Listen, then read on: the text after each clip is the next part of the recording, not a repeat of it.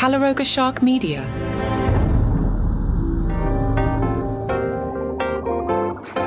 Hi there, I'm Johnny Mac with your daily comedy news. Now, we try not to get political on this program, especially because the president and I don't agree on all the issues, but on one issue that we are aligned on. It's this whole Make 1230 Great Again issue. I'm very passionate about this.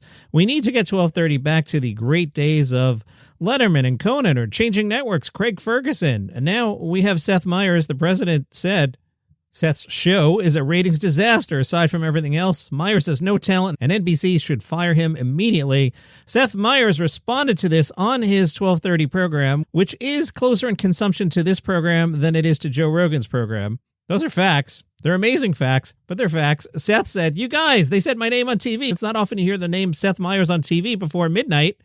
Seth then got somewhat serious and said, "As I've said before, I prefer to handle these situations the way you handle an angry driver who honks and flips you off on the highway. You just ignore them, unless you're in New Jersey, then technically that's a marriage proposal."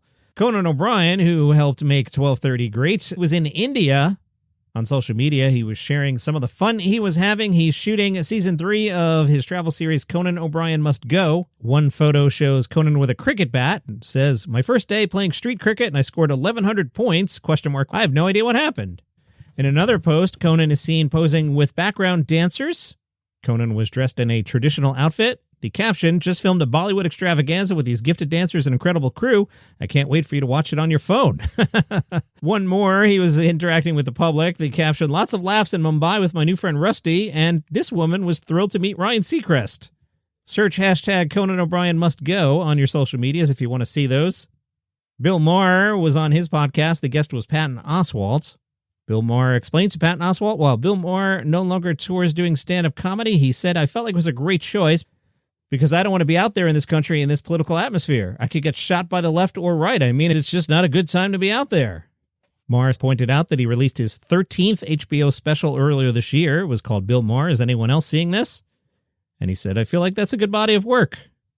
I felt like they basically got better as they went along, and I feel like the last one was the best one, which is a good way to get off." Some other factors that Bill said contributed to his decision was getting tired of the travel, obviously, and getting tired of being twice as funny as people who are selling twice as many tickets as me. He said part of that is because I'm on TV every week. Not that I didn't sell a lot of tickets, do great theaters, but I didn't sell arenas, and some people did, and frankly, they aren't that great. But when the audience is 35 to 45, they don't want to see somebody 70. Patton Oswalt released an audio special last week on Audible, this one called Black Coffee and Ice Water. It opens up with Patton reading a fake disclaimer about how he's gone full MAGA in an attempt to avoid the hand of Donald Trump. The Last Laugh via Vulture says it's a funny bit that also underscores Patton Oswalt's fears about being outspokenly anti-fascist in 2025 America. It's very simple, Patton. Just don't watch Hulu. Go upstairs and get the Scrubs DVDs. Very simple. You didn't need to watch Sebastian Maniscalco's special. You didn't think it was going to be funny, did you? No, come on. Patton told The Last Laugh about doing an audio special. "I love the idea of getting to go old school again. Then I loved it even more when I was 10 minutes into recording the set and realized, I'm not on camera right now. This is just me talking and the audience responding. It's very real and it's immediate. And it was so immediately freeing. I felt fantastic." As for the news cycles, Patton said whatever horrible thing happens usually will happen for a week, and then they'll move on to whatever the next horrible thing is that they want to do. Our only advantage is hopefully we can outcreate them and outpivot them because they seem to have no object permanence. Weird Al announced that his tour, Bigger and Weirder, will continue into 2026, an additional 90 stops through North America, including cities such as Chicago, Boston, Vegas, Austin, KC, Milwaukee, and more. Jim Brewer announced his tour. It's the Find the Funny Tour. The tour launches February 19th at the Sunrise Theater in Fort Pierce. Sick. Jim's current resume, according to this piece, a Long Island native, Strong Island. Brewer honed his craft on New York's comedy circuit before breaking out as a cast member on Saturday Night Live. See, I said all the syllables that time. Did I mention, I think I mentioned this in the Facebook group, one of my favorite things about the Eddie Murphy documentary was hearing Eddie Murphy say the first word of SNL the same way I do and the same way that Jim Brewer does. It must be a Queens, Long Island thing, because if you pay attention, Eddie's saying Saturday Night Live the way I do. Saturday Night Live, or sometimes Saturday Night Live.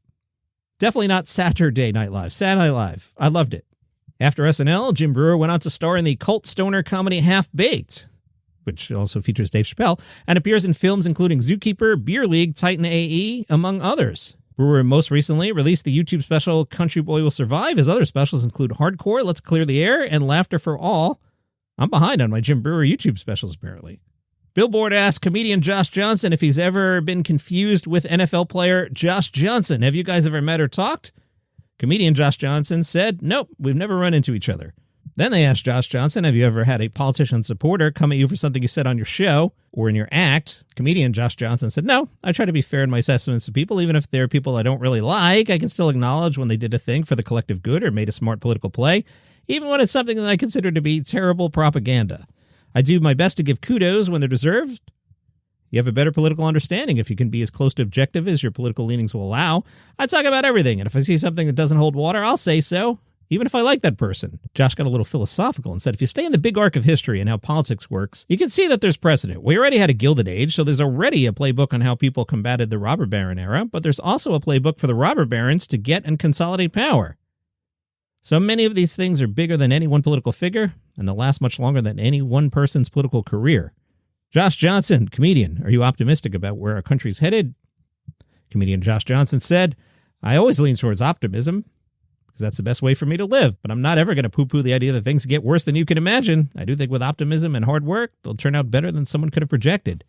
Pure Wow asked Nikki Glaser about her upcoming Golden Globes monologue. They were curious, when you're writing such a thing, are you rewriting right up until showtime? Nikki said, yes, I rewrite until the very last minute. For my monologue last year, I decided to do my closing joke in the moment on live TV. It wasn't even in the teleprompter. The closer I had in the teleprompter didn't get the pop I wanted, so I just winged it and reached for a joke that I had previously memorized as a possible closer.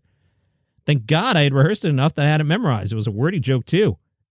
Kevin Nealon was on Ted Danson's podcast. Nealon talked about the preparation it took to get a fake chin applied for his imitation of the worst person who ever lived, Jay Leno. You know that guy with the charity work and the opinions about late-night TV? Yeah, the worst. According to Nealon, the makeup artist had to cover him in thick plaster that left him unable to breathe through anything other than 2 straws that was stuck into his nostrils. He called it a life mask or a death mask. Nealon said, I never thought it'd be a problem. Then it starts to get warm and it's hardening and you're thinking, oh my God. All that's open is my nostrils. If those close up, I'll suffocate. Can you imagine the headline, SNL comedian dies of suffocation impersonating Jay Leno? Nealon said he started to get panicky, and I remember being about to pass out. Next thing he knew, he was being administered smelling salts. Tracy Morgan spoke to people about his new Paramount Plus sitcom, Crutch. Tracy plays Francois Frank Crutchfield. Tracy said, it's 100% me, because I'm just mimicking my dad. My older brother moved back in with my father, and that was sort of a battle, but a teachable moment. Imagine Simba moving back in with Mufasa. Who's the Lion King? My father had to go about it in a graceful way. He let my brother know that he was the Lion King, and I'm just mimicking that. And from Business Insider, before I do the story, I'll remind you, George Carlin once said, it's a big club, and you ain't in it. Business Insider was at Barron Capital's 32nd Annual Investor Conference, an event known for blending financial presentations with high-profile entertainment. Attendance is exclusive. Shareholders must have at least $40,000 invested with the firm to get a seat. Past conferences have featured people like the great dramatic actor Adam Sandler. Well, this year, doors opened at 6:30, panels started at 9. Attendees were told to go to one of 3 lunch venues, each hosting a different midday performance. Those assigned to one particular theater received box lunches offering salads or ham, turkey, or roast beef sandwiches. Who comes out? Sebastian Maniscalco, who opened by asking, you ever perform to the smell of ham sandwiches? Sebastian Maniscalco is hilarious. Or should I say, hilarious. That's your comedy news for today. See you tomorrow.